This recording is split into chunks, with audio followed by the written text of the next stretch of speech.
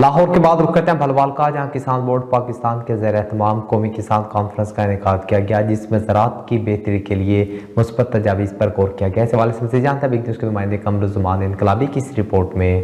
جی ابو بکر، لاہور میں کسان بورڈ پاکستان کی جانب سے ملکی زراعت کی ترقی کے حوالے سے قومی کسان کانفرنس کا انعقاد کیا گیا، جس میں شعبہ زراعت سے منسلک سرکاری اداروں، زراعت، poultry, life stock, sugar cane کے اعلیٰ افسران سمیت سینئر صحافی، تجزیہ کار، مجیب الرحمان شامی، شوگر ملز ایسوسیشن کے عہدیداران نے شرکت کی۔ قومی کسان کانفرنس کی صدارت مرکزی صدر کسان بورڈ پاکستان چودھری شوکت علی چدر نے کی۔ انہوں نے کہا کہ حکومت اگر سنجیدگی کے ساتھ صرف شعبہ زراعت پر توجہ دے تو ملکی معاشی ترقی بڑی تیزی سے ممکن ہے۔ کسان بورڈ سیکورٹی کا ضامن ہے کہ مگر افسوس کہ پاکستان کی عزت دینے کی بجائے انہیں یوریا کے حصول کے لیے در بدر ٹھوکریں کھانے پڑ رہی ہیں۔ آج کسان بورڈ پاکستان پلیٹ فارم پر قومی کسان کانفرنس منعقد کرانے کا مقصد کسان برادری اور اس میں منسلک تمام اداروں کو ایک پلیٹ فارم پر اکٹھا کر کے زراعت کی بہتری کے لیے تجاویز فراہم کرنا ہے، جو بڑا مثبت قدم ہے۔ ایسی کانفرنس کا انعقاد ملک کے دیگر علاقوں میں بھی ہوتا رہے گا۔